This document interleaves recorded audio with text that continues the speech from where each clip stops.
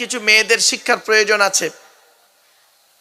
এই মা বোনেরা ভালো করে শুনে নিন, 5 রকম পোশাক পরা মেয়েদের হারাম। করকম? 5 রকম পোশাক পরা মেয়েদের হারাম, হারাম, হারাম। কি কি? 1 নাম্বার, এই মেয়ে ছেলে, টাইট ফিট পোশাক পরা তোমার জন্য হারাম। কি বললাম? টাইট ফিট, গায়ের সঙ্গে চাপটে থাকে, টাইট ফিট পোশাক পরা হারাম তোমার জন্য। তবে টাইট ফিট পোশাক তুমি পরতে পারো, ওর উপরে চাদর বা কাপড় দিয়ে ঢেকে নিতে হবে। তাহলে কি পোশাক পরবে মহিলারা? ঢিলে ঢালা পোশাক। 2 নাম্বার, মেয়েদের ওই পোশাক পরা হারাম যে পোশাকটা বেধর্মীদের মতো পোশাক। তুমি মুসলিম মেয়ে, তোমার পোশাক আছে শাড়ি সায়া ব্লাউজ, তোমার পোশাক আছে সালোয়ার কামিজ ওড়না, তোমার পোশাক আছে বোরকা। 2 নাম্বার হলো। 3 নাম্বার, ওই পোশাক পরা মেয়েদের হারাম বিপরীত লিঙ্গের মতো পোশাক পরা হারাম। বিপরীত লিঙ্গের মতো পোশাক পরা হারাম। এই মেয়ে ছেলে, তোমার বাচ্চাকে, তোমার ছোট মেয়েকে, 4-6 বছরের মেয়েকে লজ্জা করে না? তুমি কি করে তাকে বাচ্চা ছেলে জিন্সের প্যান্ট পরাও? ঠিক না ঠিক? আজ আপনাদের বলে যাচ্ছি, যারা বাপ হয়েছেন, মা হয়েছেন, খবরদার বাচ্চা মেয়েদেরকে জিন্সের প্যান্ট, দেখবেন বাচ্চা মেয়েদেরকে জিন্সের প্যান্ট পরায় আর গেঞ্জি পরায়, ওকে ছেলে সাজিয়ে রাখে। তুমি তোমার 6 বছরের বাচ্চা মেয়েকে জিন্সের প্যান্ট পরার অভ্যাস করাবে, ওই মেয়েটার বয়স যখন 16 বছর হবে, ও কোনোদিন শাড়ি সায়া ব্লাউজ সালোয়ার কামিজ পরবে না, বোরকা পরবে না, ও পরবে জিন্সের প্যান্ট পরেই ঘুরবে। আর ও ধর্ষিত হলে তুমি মা, তোমাকে ধরা হবে কিয়ামতের মাঠে, তুমি বাপ, তোমাকে কিয়ামতের মাঠে ধরা হবে। একটা মেয়ে ছেলে জাহান্নামায় যাবে, একটা মেয়ে ছেলে জাহান্নামায় যাবে, 4 জন পুরুষকে আগে জাহান্নামায় ঢোকাবে। 1 নাম্বার তার বাপ, 2 নাম্বার তার ভাই বা দাদা, 3 নাম্বার তার স্বামী, 4 নাম্বার তার পেটের ছেলে। এই 4 জনের বাইরে কেউ আছেন? বলুন। তাহলে 1 নাম্বার, মেয়েদের পোশাক পরা হারাম কি? টাইট ফিট পোশাক পরা হারাম। 2 নাম্বার, কি পোশাক পরা হারাম? বিপরীত বেধর্মীদের মতো পোশাক পরা হারাম। 3 নাম্বার, বিপরীত লিঙ্গের মতো পোশাক পরা হারাম। কোনো মেয়ে ছেলে বেটা ছেলের পোশাক পরতে পারবে না, কোনো বেটা ছেলে মেয়ে ছেলের কাজ করতে পারবে না, মেয়ে ছেলের পোশাক ধারণ করতে পারবে না। অনেক বেটা ছেলে এখানে আছে, দেখবেন 1 কানে দুল পরে। ঠিক না বেঠিক? 1 কানে দুল পরে। অনেক বেটা ছেলে আছে নির্লজ্জের মতো মেয়েদের মতো 1 হাতে বালা পরে, বালা পরে। ঠিক না বেঠিক? লজ্জা করে না? তুমি পুরুষ, তোমাকে পুরুষ বলতে ঘৃণা লাগে। তুমি আগে পুরুষ হও, তুমি আগে পুরুষ হও। তুমি নারী, তোমাকে নারী বলতে ঘৃণা লাগে। চলুন আর একটু এগিয়ে যাচ্ছি। 4 নাম্বার হলো, ওই পোশাক পরা মেয়েদের হারাম যে পোশাকটা বাইরে থেকে ভেতরের অঙ্গ দেখা যায়, বাইরে থেকে ভেতরের অঙ্গ দেখা যায়, ওই পোশাকটা মেয়েদের পরা হারাম। এই পিতামাতা, ঈদের সময় তুমি তোমার মেয়েকে, 14 বছরের মেয়েকে তুমি এমন একটা জামা পরিয়েছো যেটা মশারির থেকেও খারাপ। ঠিক না বেঠিক? মশারির থেকেও খারাপ। এত পাতলা জামা, বাইরে থেকে ভেতরের অঙ্গ দেখা যায়। তুমি বাপ, তুমি মা, তোমাকে প্যারেন্টস বলতে ঘৃণা করে। কিছু বুঝতে পারছেন ওয়াজ? এবার 5 নাম্বার, মেয়েদের ওই পোশাক পরা হারাম যে পোশাকটা পরলে বিপরীত লিঙ্গকে আকর্ষণ করে। কিছু বুঝতে পারছেন আমার ওয়াজ? মেয়েদের ওই পোশাক পরা হারাম যে পোশাকটা পরলে বিপরীত লিঙ্গকে আকর্ষণ করে। অনেক মেয়ে ছেলে আছে, দেখবেন আপনাদের এখানে পুকুরে কেউ গোসল করে না, তাই তো? কম বেশি পুকুরে মেয়ে ছেলেরা গোসল করে।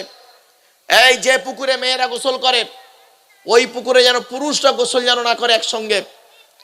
গ্রামে গঞ্জে হয় একটা বড় পুকুর, একদিকে মেয়েরা স্নানে গোসল করছে, ওইদিকে এদিকে ছেলেরা গোসল করছে। ছি! শুনে নিন, যে পুকুরে মেয়েরা গোসল করে সেখানে প্লাস্টিক দিয়ে বাঁশ দিয়ে ঘিরে দেবেন। অনেক মেয়ে ছেলে আছে দেখবেন রাস্তার ধারে টিউবওয়েলে টাইম কলে গোসল করে বাড়ি যায়। একটা মেয়ে ছেলে যদি ভিজে পোশাক পরে যদি বাড়ি যায়, রাস্তা দিয়ে হেঁটে যায়, একজন পুরুষ তার দেখতে ঘৃণা লাগবে। ঠিক না বেঠিক? বিবেককে প্রশ্ন করো, আগে মানুষ হও, আগে তুমি মানুষ হও। অনুরোধ করে বলে যাচ্ছি বাপ, কথাগুলো শুনতে খারাপ লাগবে, হয়তো কথাগুলো শুনতে খারাপ লাগছে আপনাদের, কিন্তু আমাকে বলতে হবে। আমি যদি এই কথাগুলো না বলি, কিয়ামতের মাঠে আল্লাহ আমার জবানটাকে টেনে ছিঁড়ে নেবে। চলুন, এক নাম্বার হলো কি, আল্লাহ বলছে বান্দা শোন, মায়ের পেটের ভিতরে তো তিনটে জিনিস আলাদা করে পাঠিয়েছি। কটা? তিনটে জিনিস আলাদা, আমাদের আলাদা, প্রত্যেকের আলাদা। এক নাম্বার হলো ব্লাড গ্রুপ। কি বললাম? ব্লাড গ্রুপ আলাদা।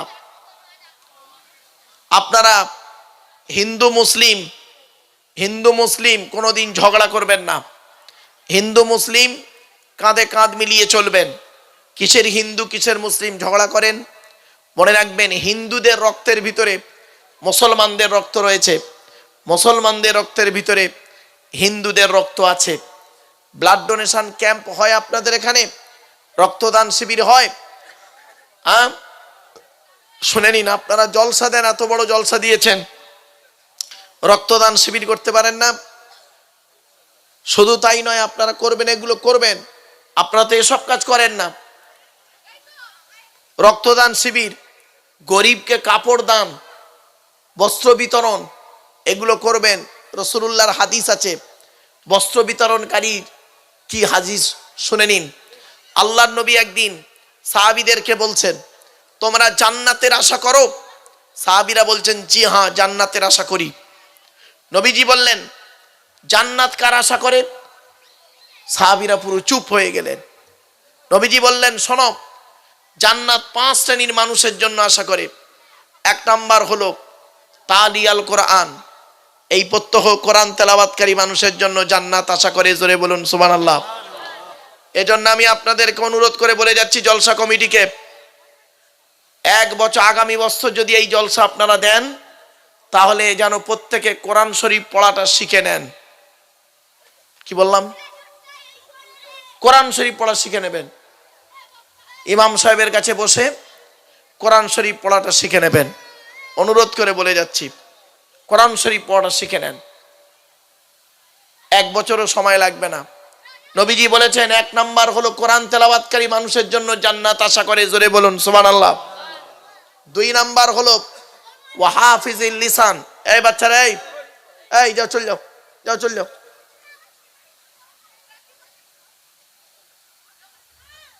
আসলে আমি না দূর থেকে ভেবেছিলাম একরকম, কিন্তু কাছে এসে দেখলাম অন্যরকম। ভেবেছিলাম আলাদা, কাছে এসে দেখলাম অন্যরকম। ভেবেছিলাম খুব শিক্ষিত মানুষের আগমন ঘটবে, শিক্ষিত এলাকার মানুষ সব বসে থাকবে, তাদের সামনে বক্তব্য দিতে গেলে আমাকে চিন্তা ভাবনা করে কথা বলতে হবে। একদম সাইলেন্ট হয়ে বসে থাকবে তারা। যে কজন আছেন সলিড আছেন, এইটুকুই যথেষ্ট। আমার কথাগুলো একটু মূল্যায়ন করুন। আমি এই ওয়াজ যদি না করি, কিয়ামতের মাঠে আল্লাহ আমার জবান টেনে ছিঁড়ে নেবে। এক নাম্বার, নবী বললেন কোরআন তেলাওয়াতকারী মানুষের জন্য জান্নাত আশা করে। 2 নাম্বার, নবী বললেন ওয়াহাফিজিল লিসান, জবানকে হেফাজতকারী মানুষের জন্য জান্নাত আশা করে। হারাম খাবার খাওয়া থেকে জিভটাকে ঠিক করুন। মা বোনদেরকে বলে যাচ্ছি, বাবাজি যুবক ভাইদেরকে বলছি, হারাম খাবার খাওয়া থেকে জিভটাকে ঠিক করুন। বাজে ভাষা বলা, এই বাচ্চা, এই যাও,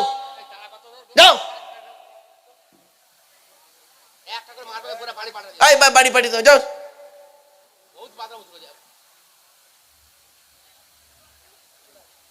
দোষটা ওদের নয়, দোষটা ওদের নয়। বৃক্ষ তোমার নাম কি? ফলে পরিচয়। নিশ্চয়ই বাচ্চাগুলোর পিতা আছে, দাদু আছে। তাদের উচিত ছিল দাদুর উচিত ছিল নাতিকে পাশে নিয়ে বসে ওয়াজ শোনা। বাপের উচিত ছিল ছেলেকে পাশে বসিয়ে ওয়াজ শোনানো। বড় ভাইয়ের উচিত ছিল ছোট ভাইকে নিয়ে পাশে ওয়াজ শোনানো। মায়ের উচিত ছিল পেটের বাচ্চাকে পাশে বসিয়ে কোরআন হাদিস শোনানো। দোষটা ওদের নয়।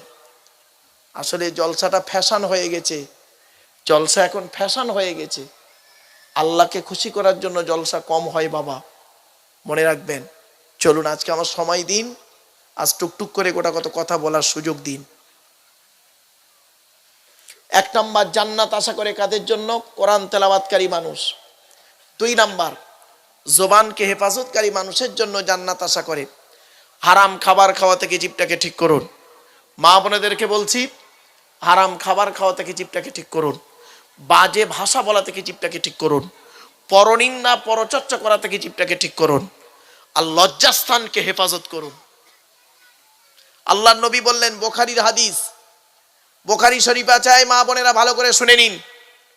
নবীজি বলেছেন, তোরা আমাকে 2টো জিনিসের গ্যারান্টি দে, আমি মুহাম্মদ সাল্লাল্লাহু আলাইহি ওয়াসাল্লাম তোদের জান্নাতের গ্যারান্টি দিয়ে দেবো। কি 2টো জিনিস? 2 ঠোঁটের মাঝখানে জিভের গ্যারান্টি দে, 2 রানের বীজখানে লজ্জাস্থানের গ্যারান্টি দে। এই জন্য নবী বললেন, the messenger of Allah, peace be upon him, said, the best among you those with good manner। নবী বলেন, তোদের মধ্যে উত্তম ব্যক্তি ওই লোকটা যার ক্যারেক্টার, চরিত্র ভালো, ওই লোকটাই হলো উত্তম ব্যক্তি। একজন উকিল, ব্যারিস্টার, মাস্টার, ডাক্তার, মোল্লা, মৌলভী, পীর সাহেব, দরবেশ সাহেব, আমির সাহেব, মুফতি সাহেবের যদি চরিত্র খারাপ হয়, আর একজন টোটোওয়ালার চরিত্র যদি ভালো হয়, টোটোওয়ালাটাই হলো আল্লাহর কাছে প্রিয় ব্যক্তি। Many loss is something loss, health loss is nothing loss, but character loss is everything loss। মানুষের যদি টাকা চলে যায়, ইনকাম করলে টাকাটা আবার ফিরে আসবে।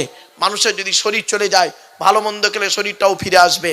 কিন্তু বন্ধুরে, মানুষের যদি চরিত্র চলে যায়, চরিত্র কিন্তু আর ফিরে আসবে না। এই জন্য নবী বললেন, 2 ঠোঁটের মাঝখানে 2 রানের বীজখানে, এই 2টো জিনিসের গ্যারান্টি তোরা আমাকে দে, আমি মুহাম্মদ সাল্লাল্লাহু আলাইহি ওয়াসাল্লাম তোদের জান্নাতের গ্যারান্টি দিয়ে দেবো। যান বাড়ি চলে যান সব, এবার গিয়ে দেখবেন হয় চাচার নিচে খারাপ, নয় চাচার উপরে খারাপ। ঠিক না বেটি? ভুল বললাম কথাটা? বাস্তব কথা। হুক মেরে কারেন্ট নিয়ে পাখা চালিয়ে তাহাজ্জুদের নামাজ পড়ছে, চুরি করা কারেন্টে পাখা চালিয়ে তাহাজ্জুদ। বকরা ঈদের দিন, এই গত বকরা ঈদে, শুনেন, এই বকরা ঈদে আমার মা মারা গেছে। গত বকরা ঈদের দিন বেলা 10:30টার সময় একজন আমাকে ফোন করেছে। ফোন করে আমাকে জিজ্ঞাসা করছে, হুজুর আসসালামু আলাইকুম ভাইজান, ঈদ মোবারক। তা বকরা ঈদের দিনে আমি বলছি, ওয়ালাইকুম আসসালাম, ঈদ মোবারক। বলছে, ভাইজান 2টো মশলা জানতে হবে। বললাম, কি? 1 নাম্বার মশলাটা শুনবেন। বলছে, ভাইজান কুরবানির গোশত দিয়ে মদ খাওয়া যাবে? কত বড় হারামখোর বলতেন। তারপরে আমি চুপ করে আছি। আমি বললাম, আরেকটা কি মশলা? আরেকটা কি মশলা? বলছে, সুদের টাকায় বিড়ি কিনে খেলে গোনা হবে। কিছু বুঝতে পারছেন?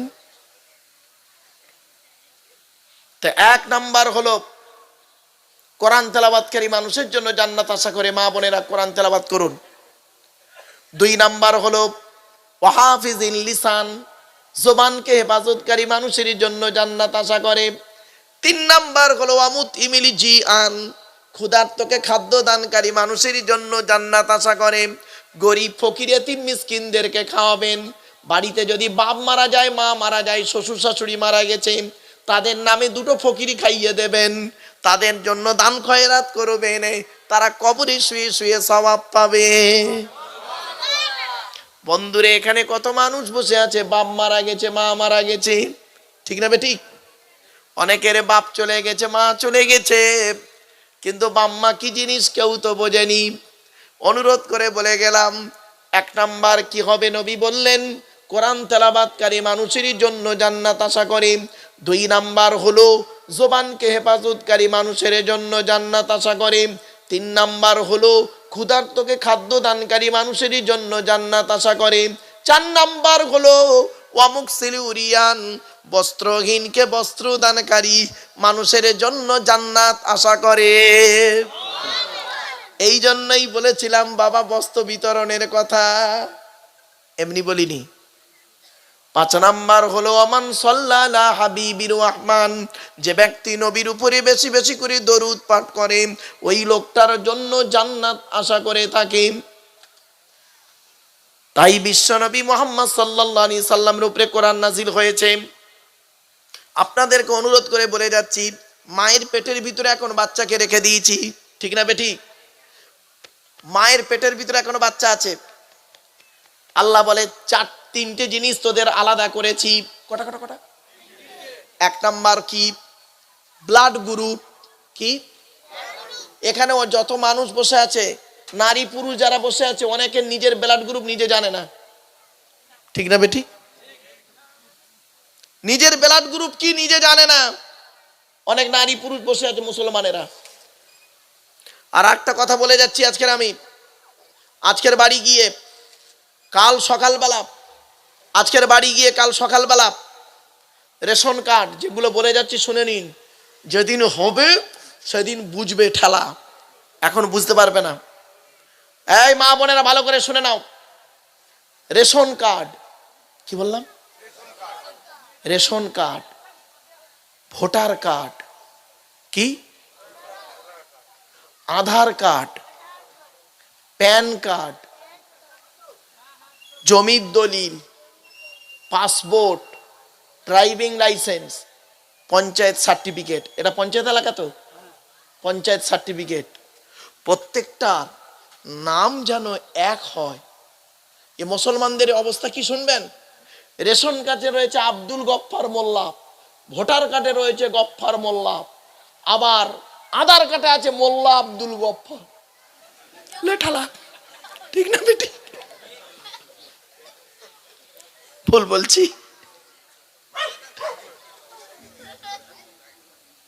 আর একটা কথা বলে দিচ্ছি, 1971 আগে, কত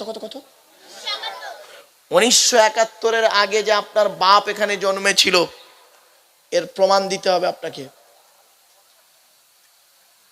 বুঝতে পারোনি ওয়াজ আমার? আখেরাতের ওয়াজ শোনার আগে দুনিয়ার ওয়াজটা আগে শুনে নাও। 1971 আগে তোমার বাপ যেখানে জন্মেছিল তার প্রমাণ কি? আর তুমি যে তোমার বাপের ছেলে তার প্রমাণ করতে হবে কোর্টে। এজন্য বলে যাচ্ছি, ওই পর্চায় জায়গার যে পর্চা কিনেছে করেছেন দলিলে যেন নামটা এক থাকে, পর্চাতেও যেন নামটা এক থাকে, আর আপনার বাপের নামের সঙ্গে আপনার নামটা যেন এক থাকে। উল্টো পাল্টা বানান হলে সমস্যায় পড়ে যাবে বাপ। আমি আসামে যাই তো, যেটা হয়েছে সেটাই আমি তুলে ধরলাম, অনুরোধ করে বলে গেলাম। এক নাম্বার হলো ব্লাড গ্রুপ আলাদা। ব্লাডের 4টে গ্রুপ আছে। কটা গ্রুপ? কি কি? এ, বি, এই সি নয়, সি বলতেছে, এ বলেন, A B, A B, A B, A B আর ও, প্রত্যেকটার মাইনাস প্লাস। একটা হিন্দু রক্তের ভিতরে 3টে জিনিস পাওয়া যায়, লোহিত কণিকা, শ্বেতকণিকা, অনুচক্রিকা, as a same no difference. একটা মুসলমানের রক্তের ভিতরে এই 3টিই পাওয়া যায়। কিসের হিন্দু কিসের মুসলিম মারামারি করেন? খবরদার নয়। হিন্দু মুসলিম কাঁধে কাঁধ মিলিয়ে চলবেন। চলুন এগিয়ে যাচ্ছি। এক নাম্বার ব্লাড গ্রুপ আলাদা আমাদের প্রত্যেকের, ঠিক না বেঠিক? 2 নাম্বার কি আলাদা বলতে পারেন? শুনে নিন, আপনারা আধার কার্ড করেছেন? আরে ভাই বলুন না।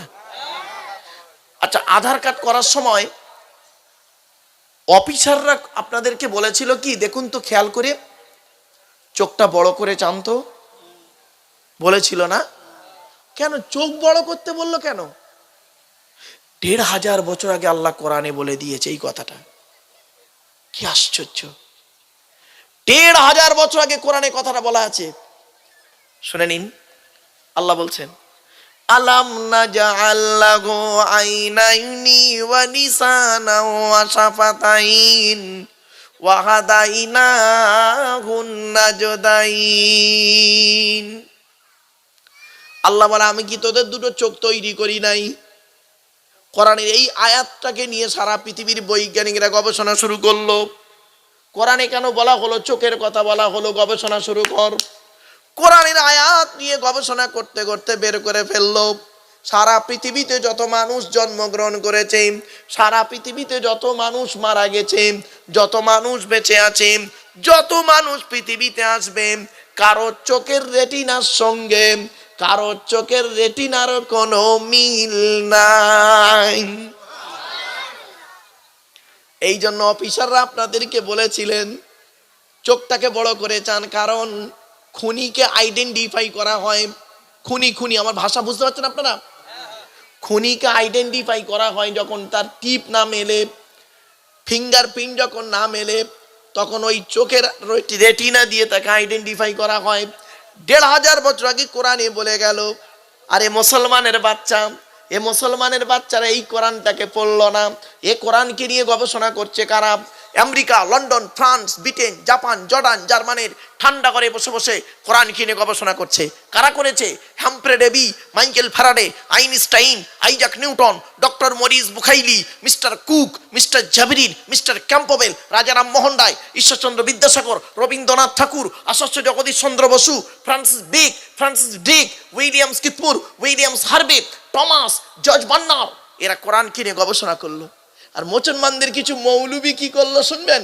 এই কোরআনটা পড়ে এ মৌলবি ও মৌলবির খালি কাফের ফতোয়া দিচ্ছে। এ ওর বলে কাফের, ওর বলে কাফের। ঠিক না বে ঠিক? তুমি যাকে কাফের বলছো, সত্যিকারের যদি সে কাফের না হয়, বললেওয়ালা নিজে কাফের। কিছু বুঝতে পারছেন আমার ওয়াজ? বাপেরা খবরদার নয়, বাড়িতে গিয়ে ভাববেন, চলুন এগিয়ে যাই। আজকের বাড়িতে যাবেন, বাড়িতে গিয়ে দেখবেন আপনার জন্ম দেওয়া ছেলে কিনা তার প্রমাণ পেয়ে যাবেন। আপনার দেহের ভিতরে 4টে জিনিস আপনার বাচ্চার মধ্যে মিলবে। আপনার স্ত্রীর 4টে জিনিস মিলবে। আল্লাহ দেয় 5টা। এই 13টা জিনিস দিয়ে আল্লাহ পাক মায়ের পেটের ভিতরে বাচ্চাকে তৈরি করে। এরপরে আল্লাহ বলে, বান্দা শোন, তো দেহের ভিতরে আমি, মায়ের পেটের ভিতরে দেহ তৈরি করলাম, দেহের ভিতরে আমি 4টে গুরুত্বপূর্ণ অর্গান দিয়েছি। কয়টা? 4টে গুরুত্বপূর্ণ অর্গান। 1 নাম্বার কি? 1 নাম্বার হলো ব্রেন। কি বললাম? ব্রেন। আল্লাহ বলে, তুই তোর ব্রেনটাকে ঠিক রাখ, অযথা মাথা গরম করবি না, অযথা মাথা গরম করে ব্রেন স্ট্রোক করতে যাবি না, বেকার চিন্তা করে ব্রেনটাকে শেষ করবি না। আল্লাহ বলছে, কিসের চিন্তা তুই করিস? স্ত্রীর চিন্তা, ছেলে মেয়ের চিন্তা, ভাই বোনের চিন্তা, টাকা পয়সার চিন্তা, ব্যবসা বাণিজ্যের চিন্তা, কোনো টেনশন তোর করার দরকার নেই। তোর টেনশন হলে কাউকে বলার দরকার নেই। চলে আয় আমার ঘরে, চলে আয় আমার ঘরে। এসে কখন আসবি? জনগণ যখন ঘুমিয়ে পড়বে তখন তুই বিছানা থেকে উঠে চলে আসবি। এসে আমার ঘরের ট্যাপ কলে অজু বানিয়ে নিবি। অজু করে নিয়ে আমার ঘরের ভিতরে ঢুকে 2 রাকাত সলাতুল হাজাতের নামাজ আদায় করবি। নামাজ আদায় করে সাজদায় গিয়ে তোর যা কাঁদার, যা বলার সব তুই আমাকে বলবি। আমি আল্লাহ তোর সকল সমস্যার সমাধান দিয়ে দেব। আর এ মুসলমানের কি করে? মানুষের কাছে সমস্যার সমাধান চাইতে যায়। ঠিক না বেঠিক? আল্লাহকে বলে না, মানুষের কাছে সমস্যার সমাধান চাইতে গেছে। তা মানুষের যতটুকু ক্ষমতা ততটুকুই সে সমস্যার সমাধান করতে পারবে, তার বেশি পারবে না। ঠিক না বেঠিক? এজন্য আল্লাহর নবী করতেন কি? শুনে নিন। আল্লাহর নবী যখন প্রত্যেকটা, মা বোনেরা ভালো করে শুনে নিন, আল্লাহর নবী যখন প্রত্যেকটা কাজ করতেন বিসমিল্লাহ দিয়ে করতেন। কি বলতেন? বিসমিল্লাহ। খেতে গেলে আল্লাহর নাম, শুতে গেলে আল্লাহর নাম, খাওয়ার আগে আল্লাহর নাম, খাওয়ার শেষে আল্লাহর নাম, ঘুমানোর আগে আল্লাহর নাম, ঘুম থেকে উঠে আল্লাহর নাম, মসজিদে ঢুকলে আল্লাহর নাম, মসজিদে বেরোলে আল্লাহর নাম, সর্বদাই তিনি আল্লাহর নাম জপ স্মরণ করতেন। আর আমরা আজকের আল্লাহর নামকে ভুলে গিয়েছি। তাই আল্লাহ বলছে, বান্দা শোন, তুই যেখানেই থাকিস না কেন, তুই একা কোনোদিন ভাববি না যে আমি একা আছি, আমি আল্লাহ তোর সঙ্গে আছি। জোরে বলুন সুবহানাল্লাহ। ওহুয়া আইনা মা কুনতু, এটা মাথায় রাখুন। তো এক নাম্বার হলো আল্লাহ বলছেন তোর ব্রেনটাকে খুব সুরক্ষিত জায়গায় আমি রেখেছি, ব্রেনটাকে আমি সুরক্ষিত জায়গায় রেখেছি। ইচ্ছা করলে তোর ব্রেনটাকে আমি সামনে দিতে পারতাম, তাহলে ঝড়ঝাপটা সামনে আসতো, তোর বিপদের শেষ থাকতো না। আমি আল্লাহ করলাম কি, তোর ব্রেনটাকে আমি পেছনের দিকে দিয়েছি।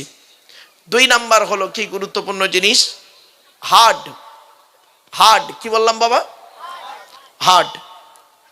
হার্ট দিয়েছি তোকে, হার্টটা যাতে ব্লক না হয় সেজন্য হার্টটাকে তুই ঠিক রাখবি। তাহলে 1 number brain, 2 number heart, 3 number liver. কি বললাম বাবা? লিভার। ম্যাক্সিমাম লোক এখানে যারা বসে আছেন, বেশিরভাগ লোকের ফ্যাটি লিভার হয়। ফ্যাটি লিভার হওয়ার কারণ কি জানেন? অনেকগুলো কারণ আছে।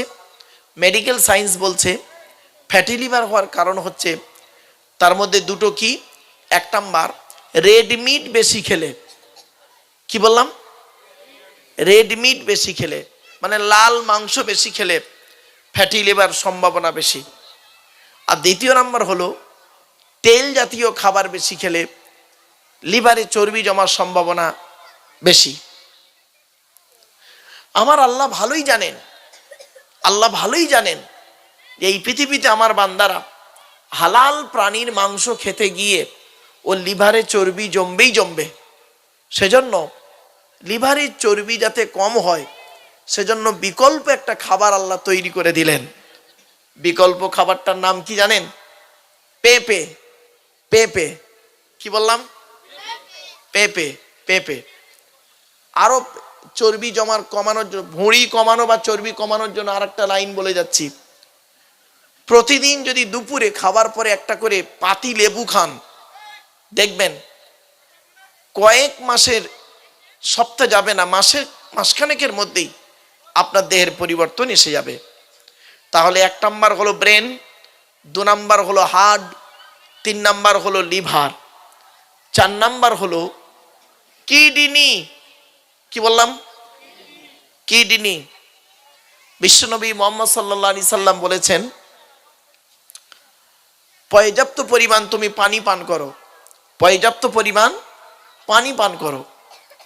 মেডিকেল সায়েন্স বলছে, মা বোনেরা ভালো করে শুনে নিন, মেডিকেল সায়েন্স বলছে যে সারাদিনে 24 ঘন্টায় তোমাকে 3 থেকে 6 লিটার পানি পান করতে হবে। এ তো 3 থেকে 6 লিটার তো দূরের কথা, 3 গ্লাস পানি পান করে। সকালে 1 গ্লাস, দুপুরে 1 গ্লাস, রাতে 1 গ্লাস, আর বাকি সারাদিন চা, তেরেঙ্গা, খৈনি, গুটকা খেয়েই দিন কাটিয়ে দেয়। তো লিভারে চর্বে, এই কিডনিতে পাথর জমবে না, জমবে কার? এগুলো মাথায় রাখবেন। মা বোনেরা অনুরোধ করে বলে যাচ্ছি, পর্যাপ্ত পরিমাণ পানি পান করবেন। এই হলো 4টে অর্গান। এই 4টে অর্গান যদি খারাপ হয়ে যায় আপনি তাড়াতাড়ি মারা যাবেন। এরপরে সৃষ্টিকর্তা বলছে, তো দেহের মধ্যে আমি 9টা ছিদ্র দিয়েছি। কটা? 9টা ছিদ্র। 9টা ছিদ্র কি? 2 চোখ, 2 নাক, 2 কান, 1টা গাল, সামনে পেছনে, এই 9টা ছিদ্র। এই 9টা ছিদ্রের যে কোনো একটা ছিদ্র দিয়ে আমি তোর আত্মাটাকে বের করে নিই। কি আশ্চর্য! কত মানুষ মারা গেছে দেখবেন, মানুষটা পেশাব ফিরে ফেলেছে, মরে গেছে। কত মানুষ মারা গেছে দেখবেন পায়খানা ফিরে ফেলেছে। কত মানুষ মারা গেছে দেখবেন চোখটা চেয়ে আছে। কত মানুষ মারা গেছে দেখবেন গালটা হাঁ করে আছে। কত মানুষ মারা গেছে দেখবেন ঘাটটা বেঁকে হাতটা খেঁচে আছে। আবার কত মানুষ মারা গেছে দেখবেন রাতের বেলা মানুষটা ঘুমালো, সকালবেলা আর উঠলো না, নাড়ানো হচ্ছে, নড়ছে, ঘাড় মাথা সব নড়ছে। কত মানুষ মরে গেলে শক্ত হয়ে যায়, ঠিক না বেঠিক?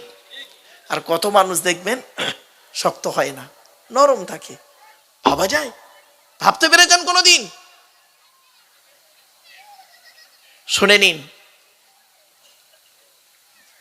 আপনাদের এই গ্রামে কোনো মানুষ যদি মারা যায়, মারা যাওয়ার পরে, মা বোনেরা ভালো করে শুনুন, কোনো মানুষ যদি মারা যায়, মারা যাওয়ার পর আপনারা তাকে গোসল দিয়ে, কাফন পরিয়ে, জানাজা পড়িয়ে মাটি দেন, তাই তো নাকি?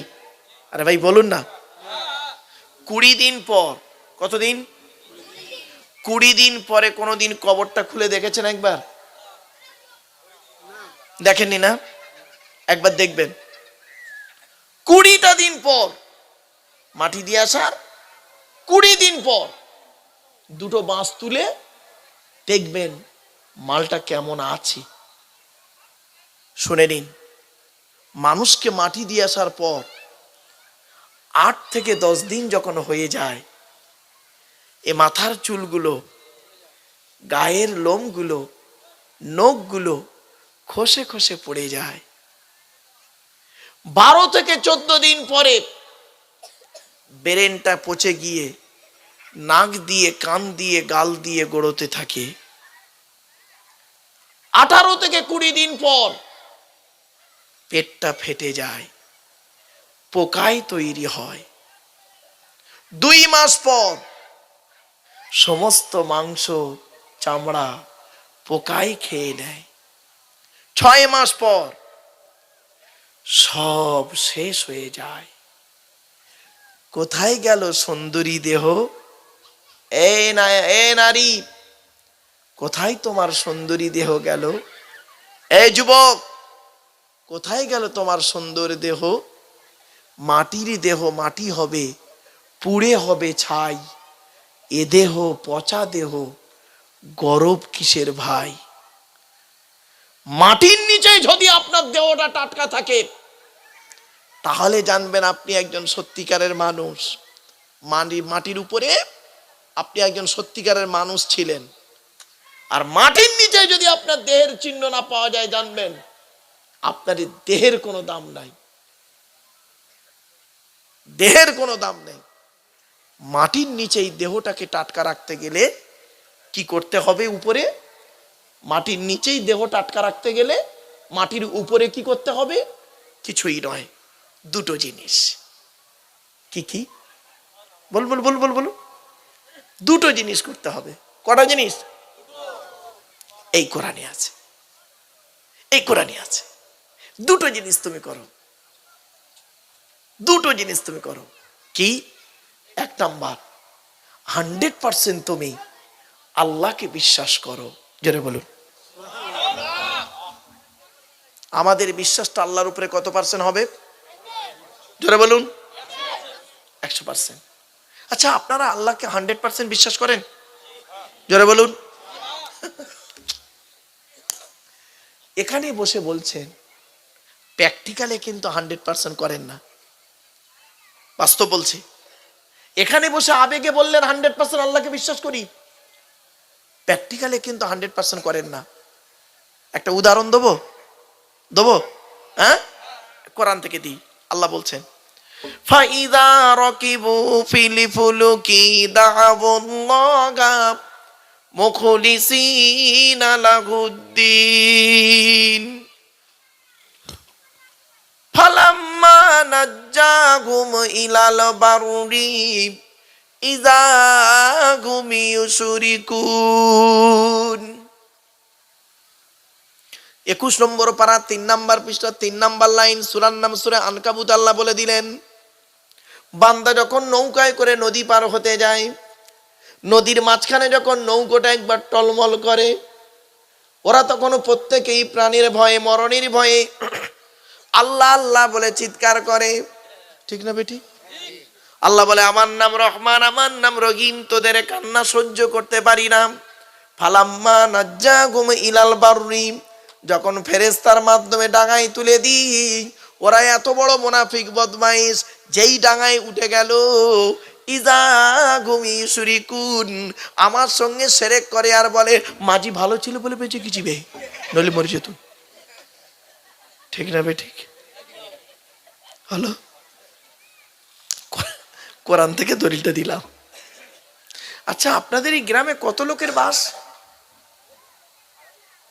এই গ্রামে বলুন না, বলুন না। মুসলিম মুসলিম কত ঘর? 300।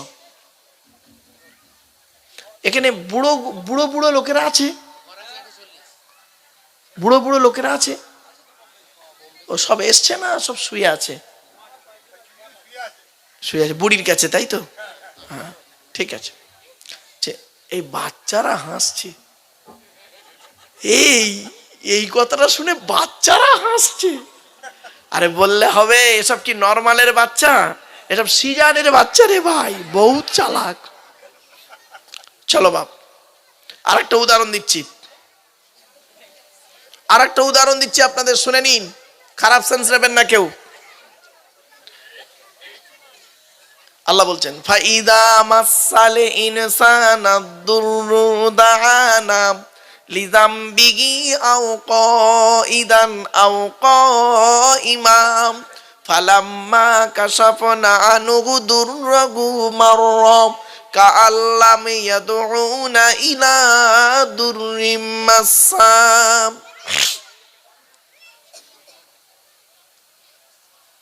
পবিত্র কোরআনে আল্লাহ পাক জানিয়ে দিলেন 11 নম্বর পারার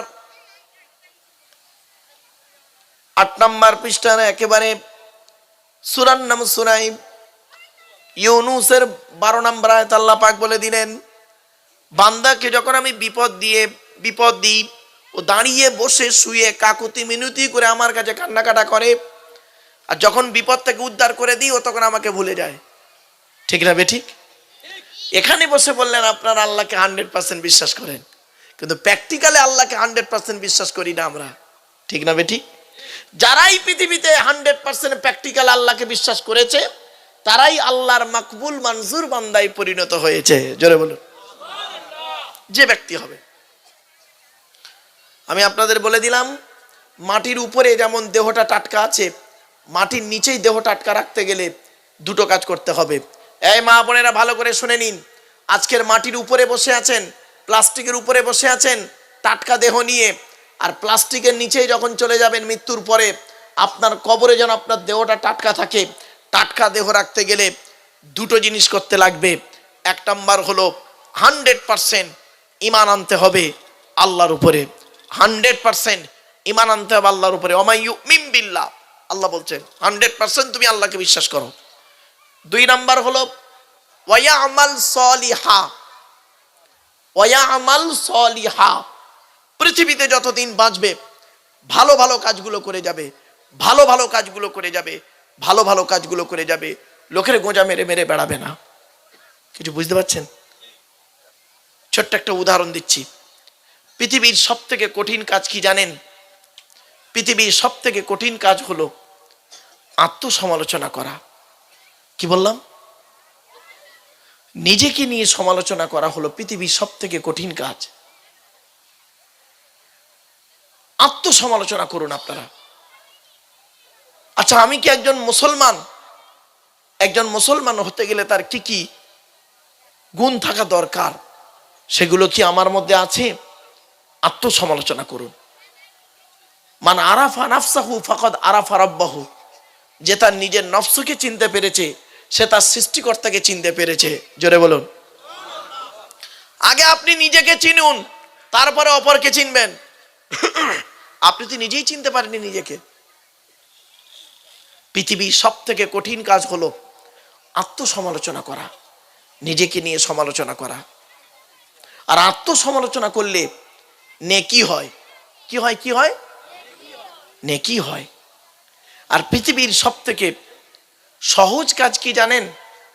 পৃথিবীর সব থেকে সহজ কাজ হলো পর সমালোচনা করা। কি? পর সমালোচনা করা। এটা করলে গোনাহ হয়, এটা করলে কি হয়? গোনাহ হয়। ছোট্ট একটা উদাহরণ দিচ্ছি। দুধওয়ালা, বোঝেন তো? দুধওয়ালা লোকের বাড়ি বাড়ি যায়, দুধ কিনে কেউ খেতে চায় না। দুধওয়ালা লোকের বাড়ি বাড়ি যায়, দুধ কিনে কেউ খেতে চায় না। মদওয়ালা গড়িয়ায় দোকান দিয়ে বসে আছে, মদওয়ালা দোকান দিয়ে বসে আছে, মোটর সাইকেলে তেল পুড়িয়ে মদ কিনে খেয়ে মারামারি করে নরেন্দ্রপুর থানার মধ্যে চুপ করে বসে আছে। ঠিক না বে ঠিক?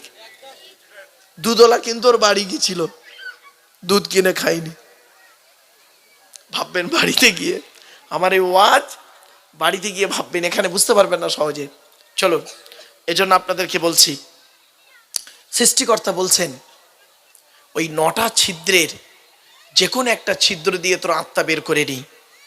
আর যারা আল্লাহকে 100% বিশ্বাস করে, পৃথিবীতে ভালো ভালো কাজগুলো করে, তার আত্মাটাকে আমি আল্লাহ এমনভাবে বের করি ফেরেশতার মাধ্যমে, ও বান্দা নিজেই বুঝতে পারে না। জোরে বলুন সুবহানাল্লাহ। শুনে নিন মা বোনেরা, ভালো করে শুনে নিন মায়েরা বোনেরা, কয়েক কটা দেহ মাটি খেতে পারে না। কি বললাম? কয়েক কটা দেহ মাটি খেতে পারে না, টাটকা থাকে। 1 নাম্বার, নবীদের দেহ মোবারক মাটি খেতে পারে না, টাটকা থাকে। জোরে বলুন সুবহানাল্লাহ।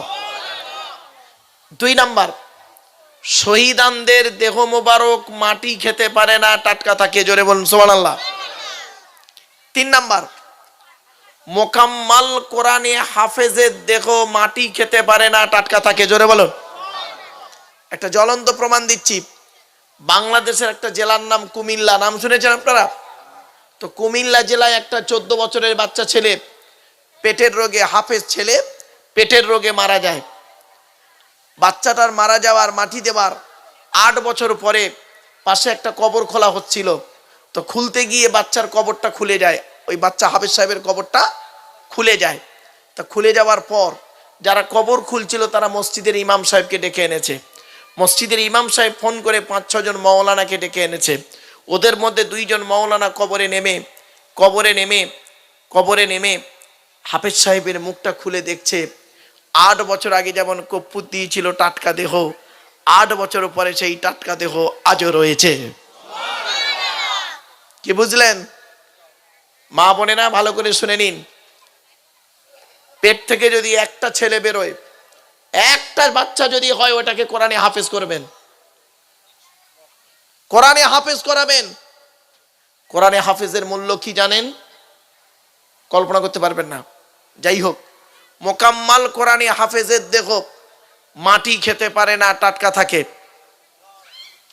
4 নাম্বার, হাক্কানি আলেমের দেহ মাটি খেতে পারে না, টাটকা থাকে। কি আলেম? হাক্কানি আলেম। আল্লাহ নবী বলেছেন, কুন আলিমান, হাক্কানি আলেম হও। হাক্কানি আলেম যদি হতে না পারো, আও মুতাআল্লিমান, হাক্কানি আলেমের ছাত্র হও, তাও যদি সুযোগ না পাও, আও মুস্তামিয়ান, হাক্কানি আলেমরা যেটা বলে মনোযোগ সহকারে সেটাকে শ্রবণ করো, তাও যদি সুযোগ না পাও, আও মুহিব্বান, হাক্কানি আলেমদেরকে অন্তর দিয়ে ভালোবাসো, ওয়ালা তাকুন খামিসান ফাতুহলিকু, 5 নাম্বারটা হতে যেও না, তাহলে তুমি জাহান্নামী হয়ে ক্ষতিগ্রস্ত হয়ে যাবে। এজন্য বাপেদের বলে যাচ্ছি, হাক্কানি আলেমদের সঙ্গে ওঠা বসা করবেন। আপনাদের মসজিদের ইমাম সাহেব, এলাকায় মসজিদে যত ইমাম আছে, এখানে একটা সুন্দর মাদ্রাসা আছে, মহিলাদের মাদ্রাসা। সেই মাদ্রাসার শাইখুল আজ মোহতামিম সাহেবের সঙ্গে আমার অনেক কথা হচ্ছিল মসজিদে বসে। জলসা দিতে গেলে 3টে জিনিসকে ফলো করবেন। 1 নাম্বার, বক্তা। কি বললাম? বক্তা। 2 নাম্বার, কমিটি। কি? 3 নাম্বার, শ্রোতা। 3টে ঠিক যদি থাকে জলসা ঠিক হবে। শ্রোতা বলতে কি 1000 শ্রোতা লাগবে? না না না না না না, ওটা বলিনি। বক্তার কি দেখবেন আজ বলে যাচ্ছি আপনাদেরকে। বক্তার কি দেখবেন আপনারা? বক্তার 2টো জিনিস দেখবেন। এতদিন বলতাম না, আজ বলছি কেন? বক্তার 2টো জিনিস দেখবেন। এক নাম্বার দেখবেন বক্তাটা আলেম কি না। কিছু বুঝতে পারছেন বাবা? শায়েখরা বসে আছে, বুঝতে পারছে বক্তাটা আলেম কি না। কারণ বাবা 20 বছর আগে মাইকে করে অটোয় করে চাঁদা তুলতো মাদ্রাসা, ইউটিউব ভাইরাল হয়ে গিয়ে তারা আজকের বিশাল বড় বক্তায় পরিণত হয়েছে। কিছু বুঝতে পারছেন বাবা? এক নাম্বার দেখবেন বক্তাটা আলেম কি না। শুধু আলেম দেখলে হবে না, ওর আমল আছে কি না। শুধু আলেম দেখলে হবে না, ওর আমল আছে কি না। তাহলে একটু খুলে বলি, কত বক্তা আছে গো বাবা 5 ওয়াক্ত নামাজ পড়ে না। কত বক্তা আছে বাবা বিড়ি সিগারেট খায়। কত বক্তা আছে রাতে জলসা করে হোটেলে রাত কাটিয়ে দেয়। কত বক্তা আছে পিতামাতার ভাত দেয় না। এজন্য বক্তা আলেম বা আমাল, বেআমল নয়, বা আমাল। তাহলে 1 নাম্বার বক্তাকে দেখবেন। আলহামদুলিল্লাহ আপনাদের এখানে যত বক্তা এসছে আমি হতবাগা ছাড়াই প্রত্যেকেই যথাযথ যোগ্য মানুষ, খারাপ সেন্স নেবেন না। আমি হতবাগা, আমার তেমন ইলিম কালাম নাই, সত্য কথাই বলি বাপ। আমি তেমন কোনো বড় আলেম নই, তেমন কোনো বড় বক্তা নই। আমি মনে করি আমার জ্ঞানটা হলো সীমিত কিছু বই পুস্তক অক্ষর সিলেবাসের জ্ঞান, আর আপনাদের জ্ঞানগুলো হলো বিভিন্ন রকম কোয়ালিটি কোয়ান্টিটি বক্তার বক্তব্য শোনা জ্ঞান। তো আমি মনে করি আপনাদের জ্ঞানগুলো হলো প্রশান্ত মহাসাগরীর মতো জ্ঞান, আর প্রশান্ত মহাসাগরীর উপরে ছোট্ট একটা কলসির মতো আমার জ্ঞান। আমি আপনাদের জ্ঞান দিতে এসেছি, এটা ভাবছেন নাকি?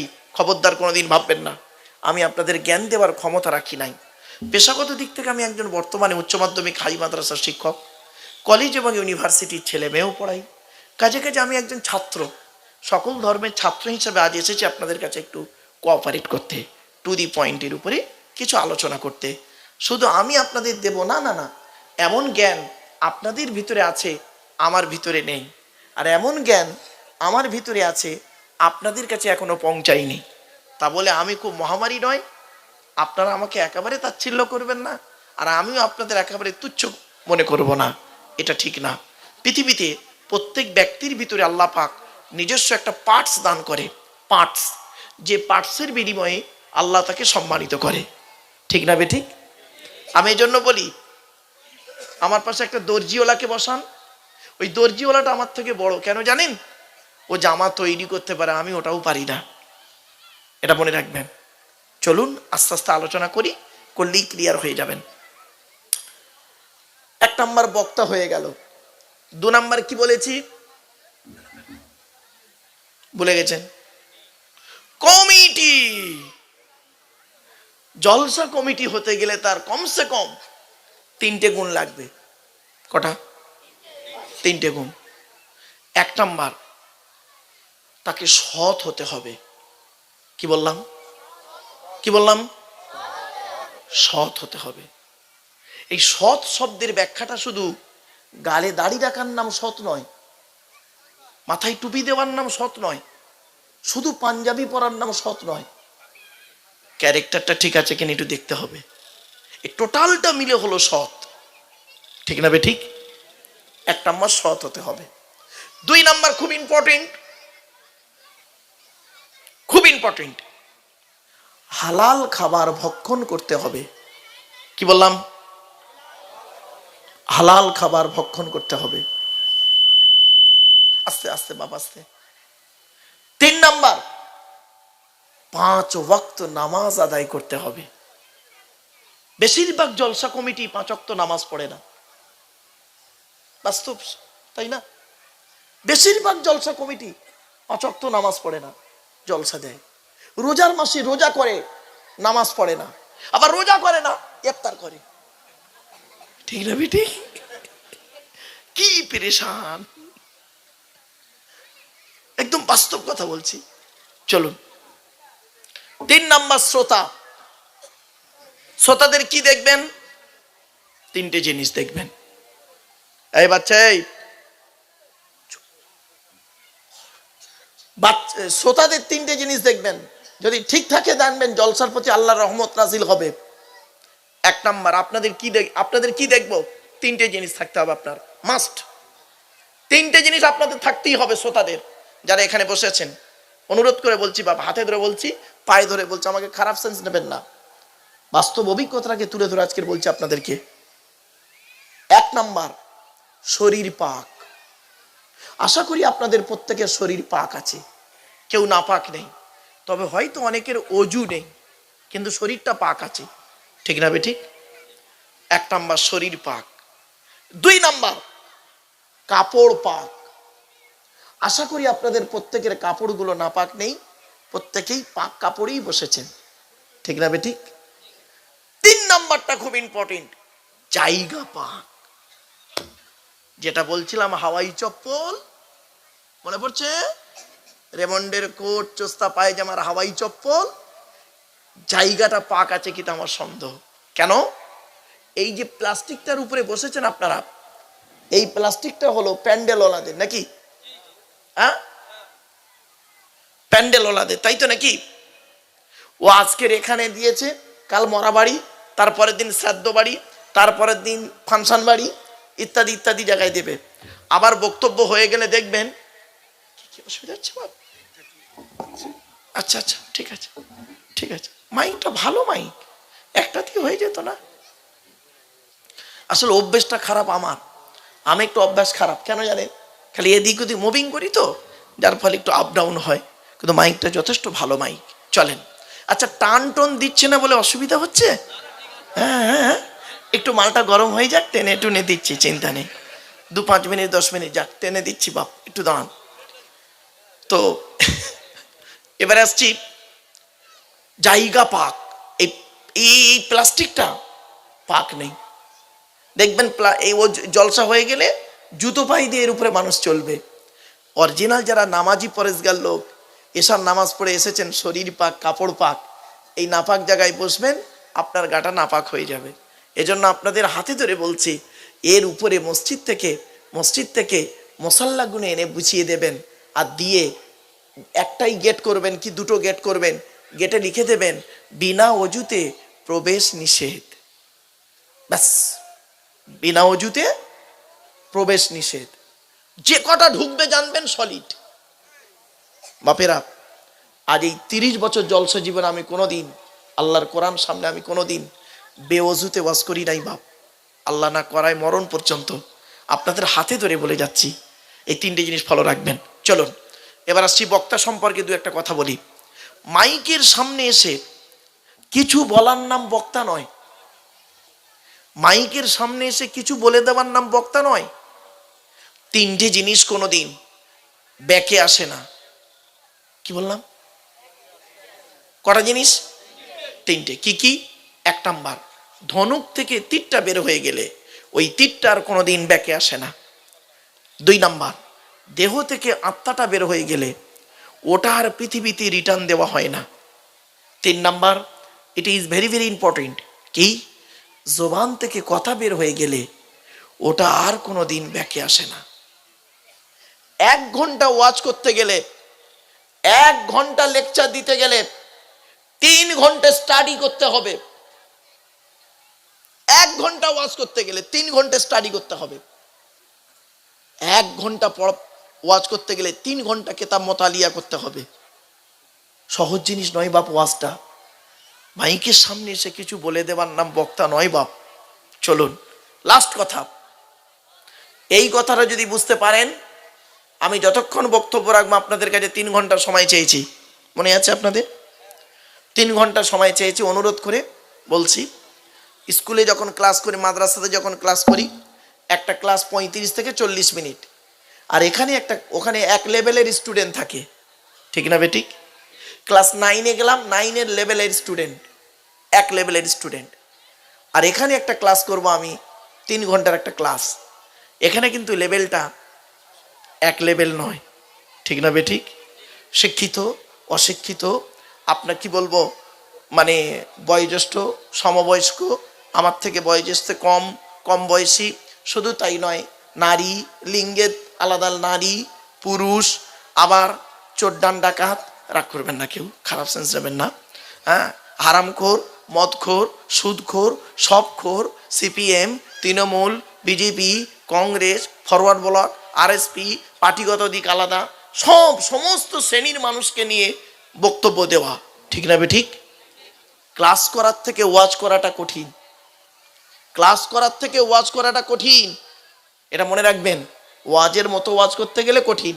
আর নইলে বলুন না, ডবল MA পাস লোক রে বাবা, ভারত সরকার এমনি মেডেল দিল, ডবল MA পাস লোক, তো একটা ইতিহাসের ওয়াজ করব, it is very simple matters. একটা ইতিহাসের ওয়াজ ধরলেই তো একদম শেষ, 2 ঘন্টা ওয়াজ করবো, টেনে টেনে বলে দেবো, ব্যাস শেষ, ওতে কোনো লাভ হবে না বাপ। লাস্ট কথা, এই কথাটি ভালো করে শুনুন প্লিজ, অ্যাটেনশন। মা বোনেদেরকে বলছি, মায়েরা বোনেরা, আমার এই কথাটি মাথায় রাখুন, আপনাদেরকে আমি করজোড়ে বলছি, এই কথাটি মাথায় রাখুন, আমার এই কথাটি মাথায় রাখুন, এই কথাটি বুঝে নিন। যে কথাটি এখনই বলবো এটা গুরুত্বপূর্ণ কথা, গুরুত্বপূর্ণ কথা। এই কথা যদি বুঝতে পারেন, আমি যতক্ষণ বক্তব্য রাখবো আমার প্রত্যেকটা কথা বুঝতে পারবেন। আর আমার এই কথাটি যদি বুঝতে না পারেন, একটাও বক্তব্য আপনি বুঝতেই পারবেন না। যে কথাটি আমি এখনই বলছি শুনে নিন। কথা যখন ভেতরে থাকে, কথা তখন আমার গোলাম, কথা যখন বের হয়ে যায়, আমি তখন কথার গোলাম। বুঝতে পারলেন? আবার বলছি, এটা কলেজের আলোচনা, কলেজের আলোচনা, কিন্তু এটা সহজে মাথায় ঢুকবে না আপনাদের, সহজ করে বলি।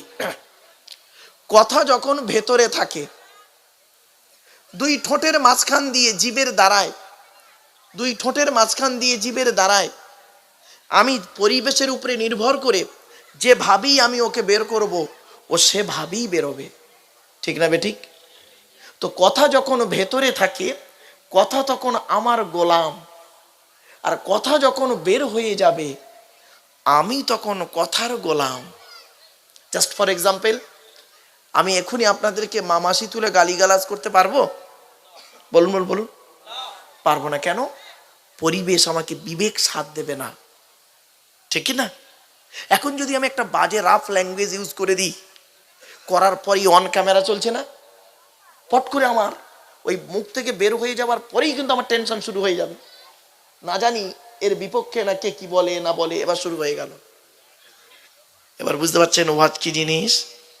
চলো, আজকে আমার বক্তব্যের টপিকস কি থাকবে? 3টে বিষয়ের উপরে আলোচনা। হুজুর অটোমেটিক 12:30 একটা শেষ করে দাও, হ্যাঁ ঠিক আছে। 3টে বিষয়ের উপরে আলোচনা। কটা কটা কটা? আমার সাথে এবার কথা বলতে হবে। কটা? 3টে বিষয়ের উপরে আলোচনা। কি কি?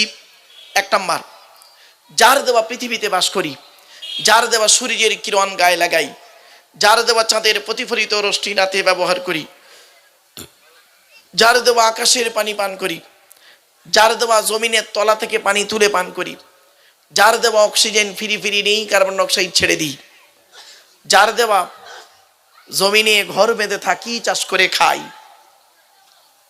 এ সমস্ত অবদান কার? জোরে বলুন। তাই জীবনের সব ক্ষেত্রে, জন্ম থেকে মৃত্যু পর্যন্ত মাথা নত করব, সাজদা দেব, ভিক্ষা চাইব একমাত্র শুধুমাত্র কার কাছে? জোরে বলুন। ব্যাস, এটা যত তাড়াতাড়ি বুঝতে পারবেন, তত তাড়াতাড়ি আমার বক্তব্য আপনাদের বোধগম্য হবে। It is my concept. চলুন, তাই আজকে আমি প্রথমে আল্লাহ সম্পর্কে আপনাদের একটু ধারণা দেব। সৃষ্টিকর্তা আল্লাহ সম্পর্কে একটু ধারণা দেব। আপনাদের হয়তো অনেকের মনে হচ্ছে যে এ মাওলানা আবার আল্লাহ সম্পর্কে কি ধারণা দেবে, আমরা কি জানি না? অনেক কিছু জানেন জ্ঞানী গুণী বুদ্ধিজীবীরা। আসুন একটু আলোচনা করি, করলেই বুঝতে পারবেন। চলুন, আল্লাহর পরিচয় হলো এই টোটাল কোরআনে 4টা। কটা কটা কটা? 4টা। এই টোটাল কোরআনে আছে। কি অসুবিধা হচ্ছে নাকি? না না না, ঠিক আছে। শোনেন, একটা কথা বলি, হায়ার সেকেন্ডারি পরীক্ষা চলছে তো একটু সাউন্ডটা মাথায় রাখবেন। হ্যাঁ হ্যাঁ, হায়ার সেকেন্ডারি পরীক্ষা চলছে, একটু মাথায় রাখবেন। যেহেতু আমি একজন গভর্নমেন্ট সার্ভিস করি এবং এটা অ্যাকর্ডিং টু ইন্ডিয়ান লটাকে একটু ফলো করতে হবে আমাকে, আপনাকে। ভারতের সংবিধান এবং আইন কানুনকে আমাকে ফলো করতে হবে বাপ, এটা মাথায় রাখো। চলুন, 1 নাম্বার হলো আল্লাহর পরিচয়। আল্লাহর পরিচয় হলো কটি? 4টে। আল্লাহর পরিচয় 4টে। আল্লাহর পরে স্থান হলো নবীদের। কাদের? নবীদের। নবীদের পরিচয় হলো 3টে। কটা? 3টে। তাহলে আল্লাহর পরিচয় কটা? 4টে। নবীদের 3টে। আমার আপনার পরিচয় হলো মাত্র 2টো। কটা? এই কোরআনই আছে, এই কোরআনই আল্লাহ বলছেন আমার আপনার পরিচয় হলো মাত্র 2টি। চলো আজকে এই 3টে বিষয়ের উপরে, টু দি পয়েন্টের উপরে কয়েক কটা কথা আপনাদেরকে আমি বলবো। আবার আমি অনুরোধ করছি আপনাদের কাছে, মা বোনেদেরকে, বাবাজি যুবক ভাইদেরকে, আপনারা দয়া করে মেহেরবানি করে একটু চলে আসেন। আল্লাহর পরিচয় 4টে। কি কি? আল্লাহ নিজেই বলছেন, কুল। কি বললাম? কুল। কুল নয়, কয় হস্যউল কুল, কয় বয় হস্যউল কুল। 2টো কুলের মধ্যে পার্থক্য আছে। একটা কওয়ালা ইয়াকুলু থেকে কুল মানে বলো, আকালা ইয়াকুলু থেকে কুল মানে গেল বা খাও। এজন্য যে ইমামের কোরআন পড়া সহি নেই, ওই ইমামের পেছনে নামাজ পড়া সহি নেই। খবরদার নয়, উচ্চারণটা ঠিক রাখুন। আল্লাহ বললেন কুল, নবী তুমি বলো, হু আল্লাহু আহাদ, সে আল্লাহ হলেন একক। 2 নাম্বার আল্লাহু সামাদ, আল্লাহ হলেন অমুখপেক্ষী। আল্লাহ কারোর মুখপেক্ষী নন, সারা পৃথিবী তার মুখপেক্ষী। 3 নাম্বার লাম ইয়ালিদ ওয়ালাম ইউলাদ, আল্লাহ কাউকে জন্ম দেয়নি, আল্লাহকেও কেউ জন্ম দেয়নি। 4 নাম্বার ওয়ালাম ইয়াকুল লাহু কুফুয়ান আহাদ, আল্লাহর সমকক্ষ কেউ হয়ই নেই। এই হলো আল্লাহ 4টে পরিচয়। ক্লিয়ার? আচ্ছা, আপনারা বুঝতে পেরেছেন এটা? ব্যাস, চলো এবারে আল্লাহ বলছেন, বান্দা শোন, তোকে আমি তৈরি করলাম মায়ের পেটে। কিভাবে তোকে আনলাম? কোরআনে আল্লাহ বলছেন, ওয়ালাকাদ খালাকনাল ইনসানা মিন সুলালাতিন মিন তিন সুম্মা জাআলনাহু নুতফাতান ফি করারিম মাকিন সুম্মা খালাকনান নুতফাতা আলাকাতান ফাখালাকনাল আলাকাতা মুদগাতান ফাখালাকনাল মুদগাতা ইযামান ফাকাসাউনাল ইযামা লাহমা সুম্মা আনশানাহু খালকান আখর। পবিত্র কোরআন 18 নম্বর পারার 1 নম্বর পৃষ্ঠার 12 নম্বর লাইন, সূরার নাম সূরা মুমিনুন, আয়াত নম্বর 12, আল কোরআন। আল্লাহ বলছেন, আমি আল্লাহ মাটির নির্যাস থেকে তোদের তৈরি করেছি। বাপ আর মায়ের মিলনের মাধ্যমে ওই পানিটাকে আমি আল্লাহ তোর মায়ের পেটের ডাইসে সুন্দর করে রেখে দিয়েছি। আর কি করেছি? সুম্মা খলাকনান নুতফাতা আলাকাতান ফাখলাকনাল আলাকাতা মুদগাতান ফাখলাকনাল মুদগাতা ইযামান ফাকাসাউনাল ইযামা লাহমা সুম্মা আনশানাহু খালকান আখর। আমি আল্লাহ ওই পানিটার 40 দিন পরে রক্তপিণ্ড করেছি, তার 40 দিন পরে মাংসপিণ্ড করেছি, তার 40 দিন পরে হাড় তৈরি করেছি, হাড়ে আর মাংসই সুন্দর করে লাগিয়ে দিয়েছি। আমি আল্লাহ তোর মায়ের পেটের ভিতরে সুন্দর একটা আকৃতি দান করেছি। মায়ের পেটে আমরা এসে গেলাম। বাপের 4টে অঙ্গ। বাপের কটা? 4টে। মায়ের 4টে। মায়ের কটা? 4টে। তাহলে মোট কটা হলো? 8টা। আল্লাহ নিজে দেয় 5টা। কটা হলো? 13টা জিনিস দিয়ে আল্লাহ পাক মায়ের পেটের ভিতরে বাচ্চাকে তৈরি করে। বাড়ি থেকে ভাববেন, শেখ সাদি রহমাতুল্লাহ আলাইহি সেই রাতে রাসূলুল্লাহকে স্বপ্ন দেখছেন। তো রাসূলুল্লাহকে স্বপ্নের মাধ্যমে জিজ্ঞাসা করছেন, ইয়া রাসূলুল্লাহ, আপনার শানে আমি কবিতা লিখছিলাম, বালাগাল উলা বিকামালিহি কাশাফাত দুজা বিজামালিহি হাসুনাত জামিউ খিসালিহি।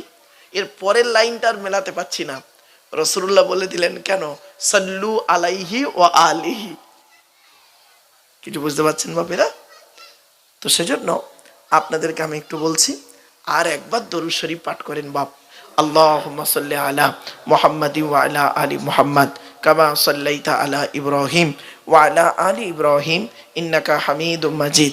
আল্লাহুম্মা বারিক আলা মুহাম্মাদ ওয়া আলা আলি মুহাম্মাদ কামা বারাকতা আলা ইব্রাহিম ওয়া আলা আলি ইব্রাহিম ইন্নাকা হামিদুম মাজিদ। আল্লাহুম্মা আমিন। রব্বানা যালামনা আনফুসানা ওয়া ইল্লাম তাগফির লানা ওয়া তারহামনা লানাকুনান্না মিনাল খাসিরিন। রব্বি জিদনি ইলমা রব্বিরহামহুমা কামা রব্বায়ানি সগীরা। রব্বুল আলামিন, সন্ধ্যা থেকে নিয়ে এখন পর্যন্ত বহু আলিম উলামা, জ্ঞানী গুণী, বুদ্ধিজীবীরা বিভিন্ন দিক নিয়ে আলোচনা করেছেন। আমি অধম গুনাহগার, তেমন তো কিছুই জানি না, আমার নিজস্ব বলার কোনো ক্ষমতাই নেই। সুবহানাকা লা ইলমা লানা ইল্লা মা আল্লামতানা ইন্নাকা আনতাল আলিমুল হাকিম। রব্বুল আলামিন, যা কিছু বলাবেন, শোনাবেন, পড়াবেন, আমাদের আমল করার তৌফিক দান করুন। খাস করে মাবুদ, দূর দূরান্ত থেকে যে সমস্ত বাবাজিরা, যুবক ভাইরা, স্নেহের কুচি কুচি বাচ্চারা, মা বোনেরা রাতের আরামকে হারাম করে দিয়ে, মূল্যবান সময়কে ব্যর্থ দিয়ে, আরামের বিছানাকে ত্যাগ করে দিয়ে পবিত্র কোরআনুল কারীমের মাহফিল শোনার জন্য চাতক পাখির ন্যায় ছুটে এসেছেন, আসছেন এবং আসবেন। কিয়ামতের দিন, মুসিবতের সময় এ মাহফিলকে আমাদের সকলের নাজাতের ওসিলা বানায় দেবেন। রব্বুল আলামিন কোরআন, হাদিস, ইজমা, কিয়াস থেকে কিছু কথা আমার মুখ থেকে বলিয়ে নেবেন, সঠিক কথাগুলি বলিয়ে নেবেন, বক্তা শ্রোতাকে আমল করার তৌফিক দেবেন।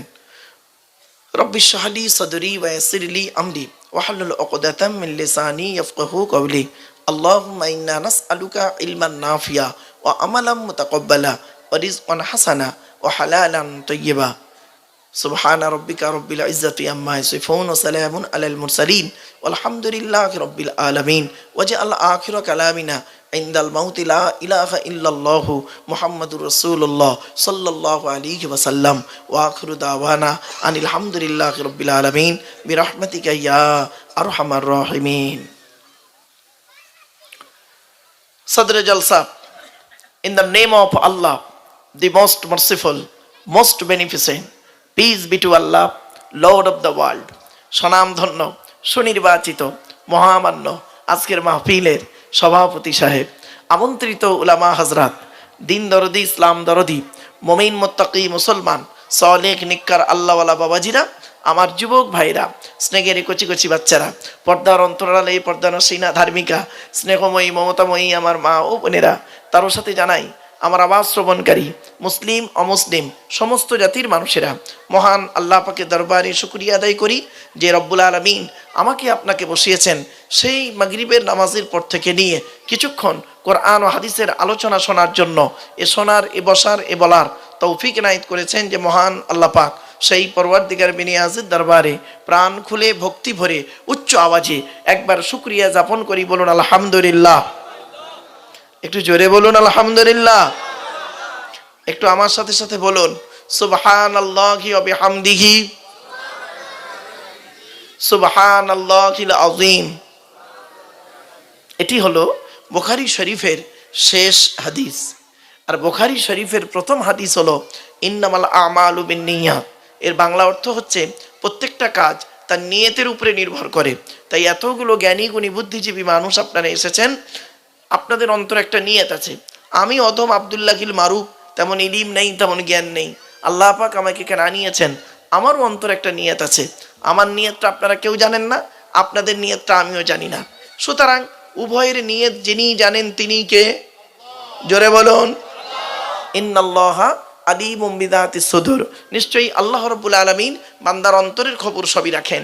তাই আজকের এখানে যা কিছু আলোচনা হবে আপনাদের মাঝে, আমার মাঝে, আজকের আলোচনার সাক্ষী থাকবে কে? জোরে বলুন আল্লাহ। আল্লাহু শাহীদুম বাইনি ওয়া বাইনাকুম। আপনাদের মাঝে, আমার মাঝে আজকের আলোচনার সাক্ষী রাখলাম সৃষ্টিকর্তা আল্লাহ পাককে। এবারে আসছি আলোচনার বিষয়বস্তু সম্পর্কে। কিসের উপরে আলোচনা করব? আমি যেখানে আলোচনা করতে যাই, চাই সেটা কোনো কলেজের লেকচার হোক, বা কোনো হাই স্কুলের নবী দিবস হোক, বা হিন্দু মুসলিম কোনো কনফারেন্স হোক, বা এমনি কোনো আম জলসা হোক, আমি আমার ইন্ট্রোডাকশানে, ইংরাজিতে বলে ইন্ট্রোডাকশান, বাংলায় বলে ভূমিকা, আরবিতে বলে মুকদ্দমা। আমি আমার ভূমিকাতে প্রাথমিক কিছু কথাবার্তা বলি, তারপরে মূল বক্তব্য শুরু করি। নাম্বার 1 হলো, আজকের আমার এই বক্তব্য শুনতে আসার জন্য হিন্দু, মুসলিম, জৈন, ব্রাহ্মণ, খ্রিস্টান, কুলি, সাঁওতাল, বাগদি, দুলে, জাতি, ধর্ম, বর্ণ নির্বিশেষে সকলকে আমি আহ্বান করি। এটি আমার কথা নয়, এটি কোরআনের কথা। পবিত্র কোরআন 13 নম্বর পারার 14 নম্বর পৃষ্ঠা, সূরার নাম সূরা ইব্রাহিম, আয়াত নম্বর 1, লাইন নম্বর 1, আল কোরআন কিতাবুন আনজালনাহু ইলাইকা লিতুখরিজান নাসা মিনাজ যুলুমাতি ইলান নূর। আল্লাহ পাক বলেন, নবী, ইহা এমন এক কিতাব তোমার উপর অবতীর্ণ করেছি, ওই কোরআনের দ্বারাই যে সমস্ত মানুষরা অন্ধকারের মধ্যে পড়ে আছে, শিরকের মধ্যে পড়ে আছে, নোংরার মধ্যে পড়ে আছে, ওদেরকে টেনে টেনে বের করে আলোর দিকে নিয়ে এসো। সেজন্য আমরা বলি, কোরআন মানুষকে দেয় আলো। একটু জোরে বলা যাবে? কোরআন কোনোদিন টেরোরিস্ট বা সন্ত্রাসবাদের শিক্ষা কোরআন কোনোদিন দেয় না। কোরআন কিসের শিক্ষা দেয় তার উপরে আলোচনা করব ইনশাআল্লাহ। 2 নাম্বার, প্রত্যেক জিনিসের একটা ভদ্রতা আছে, আদব আছে, শিষ্টাচার আছে। এ মাজলিসের একটা আদব আছে, কোরআন জানিয়ে দিচ্ছে। দেখুন, আমি বলিনি, কোরআন বলছে। 28 নম্বর পারার 2 নাম্বার পৃষ্ঠার 13 নাম্বার লাইন, সূরার নাম সূরা মুজাদালা, আয়াত নম্বর 11, আল কোরআন, ইয়া আইয়ুহাল্লাযীনা আমানু ইযা কিলা লাকুম তাফাসসাহু ফিল মাজালিসি ফাফসাহু ইয়াফসাহিল্লাহু লাকুম ওয়া ইযা কিলা আনশুযু ফানশুযু ইয়ারফাইল্লাহু লাকুম। বিল মফহুমিয়াত তরজমাটা করছি বাবা, বিল লফজ তরজমা না করে। কি? হে ইমানদার বান্দাগণ, মজলিসের ভিতরে যখন ফাঁকা জায়গায় তোমাকে পূরণ করতে বলা হবে, তখন তুমি সামনের দিকে আগিয়ে আগিয়ে এসে সামনের ফাঁকা জায়গাটা একটু পূরণ করে দেবে। ফাঁকা জায়গায় ফাঁকা রাখলে প্রবলেমটা কি? শয়তান ওখানে বসবে, কানে কানে কুমন্ত্রণা দেবে। শয়তান কি চায় ওটা কোরআন জানিয়ে দিচ্ছে। 7 নম্বর পারার 2 নাম্বার পৃষ্ঠার 3 নাম্বার লাইন, সূরার নাম সূরা মাইদা, আয়াত নম্বর 91, আল কোরআন, ইন্নামা ইউরিদুশ শাইতানু আন ইউকিয়া বাইনাকুমুল আদাওয়াতা ওয়াল বাগদাআ ফিল খামরি ওয়াল মাইসিরি ওয়া ইয়াসুদ্দাকুম আন যিকরিল্লাহ ওয়া আনিস সালাত। আল্লাহ বলেন, শয়তান কি চাই জানো? মদ আর জুয়ার মাধ্যমে শয়তান তোমাদের মাঝে খালি মারামারি লাগিয়ে দিতে চায়। আর কি চায়? ওয়া ইয়াসুদ্দাকুম আন যিকরিল্লাহ, আল্লাহর ইবাদত থেকে শয়তান তোমাদের বাধা সৃষ্টি করতে চায়। আর কি চায়? ওয়া আনিস সালাত, নামাজ থেকে শয়তান তোমাদের বাধা সৃষ্টি করতে চায়। তাই কোরআনের উদ্ধৃতি দিয়ে আলোচনার প্রারম্ভে আপনাদেরকে আমি একটু আহ্বান করছি। পবিত্র কোরআন 2 নম্বর পারার 11 নম্বর পৃষ্ঠার 9 নম্বর লাইন, সূরার নাম সূরা বাকারা, আয়াত নম্বর 208, আল কোরআন, ইয়া আইয়ুহাল্লাযীনা আমানু উদখুলু ফিস সিলমি কাফা। হে ঈমানদার বান্দাগণ, পরিপূর্ণভাবে ইসলামের মধ্যে প্রবেশ করো। ওয়ালা তাত্তাবিউ খুতুওয়াতিশ শাইতান, শয়তানের পথকে অনুসরণ করিও না। ইন্নাহু লাকুম আদুউম মুবিন, শয়তান হলো তোমাদের প্রকাশ্য দুশমন। So I request for you, সোনো মাইন এক্সকিউজ মি, আলোচনার প্রারম্ভে আপনাদেরকে আমি একটু আহ্বান করলাম। আমার বাপেরা, একটু দয়া করে মেহেরবানি করে একটু আগিয়ে আগিয়ে আসুন না বাবা আমার, একদম গায়ে গায়ে গায়ে গায়ে বসেন। আল্লাহর নবী যখন হাদিস বয়ান করতেন, শুনে নিন, বুখারীর হাদিস, বুখারীর হাদিস, আব্দুল্লাহ ইবনে মাসউদ রাদিয়াল্লাহু তাআলা আনহু থেকে হাদিসটা রিওয়ায়াত। আল্লাহর নবী বৃহস্পতিবার দিনগত রাতে এশার নামাজের পরে নবীজি সাহাবীদেরকে নিয়ে ওয়াজ করে শোনাতেন। নবীজির ওয়াজ কেমন ছিল? নবীজির ওয়াজ ছিল টু দি পয়েন্টের উপরে, টু দি পয়েন্টের উপরে নবীজি বক্তব্য রাখতেন। আর অল্প কথা বলতেন নবীজি, ব্যাখ্যা অনেক বড় হতো। এজন্য নবীকে বলা হয়েছে জাওয়ামিউল কালিম।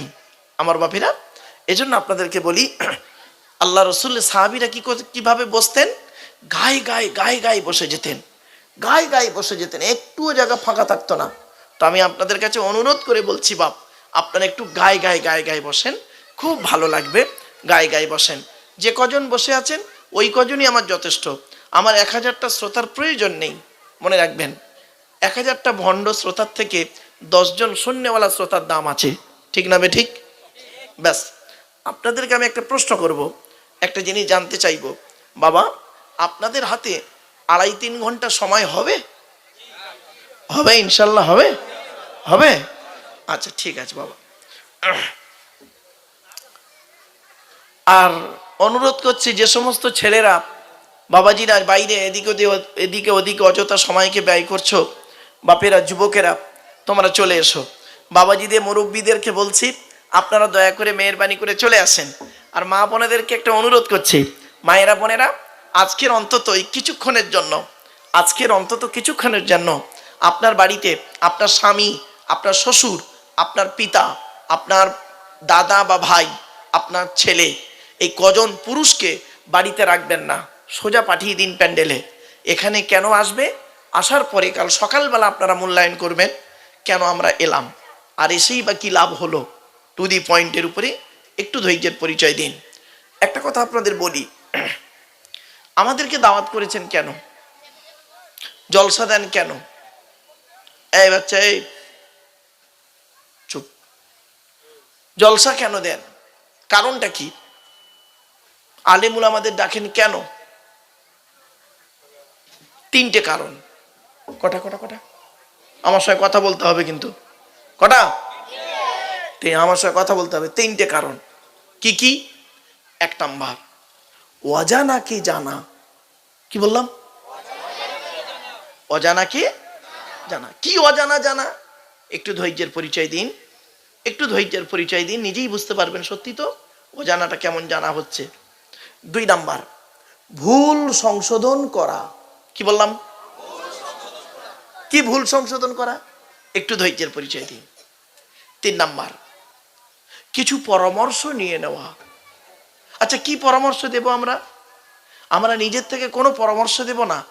এই আল্লাহর বিধান, অ্যাকর্ডিং টু ইসলামিক ল, এই আল্লাহর বিধান কোরআন মাজিদ আর রাসূলুল্লাহর হাদিস থেকে কিছু পরামর্শ আমি আপনাদেরকে আজকে দেব। যে পরামর্শ মোতাবেক যদি আপনি পৃথিবীতে চলতে পারেন, শান্তিতে থাকতে পারবেন, আশা করা যায় পরকালে জান্নাত পেতে পারবেন। এই পরামর্শ, এই তিনটি কারণে আমরা জলসা দিই এবং আমরা জলসা করি। চলুন আমার বাপেরা, অনুরোধ করে বলে দিচ্ছি, খারাপ সেন্স নেবেন না।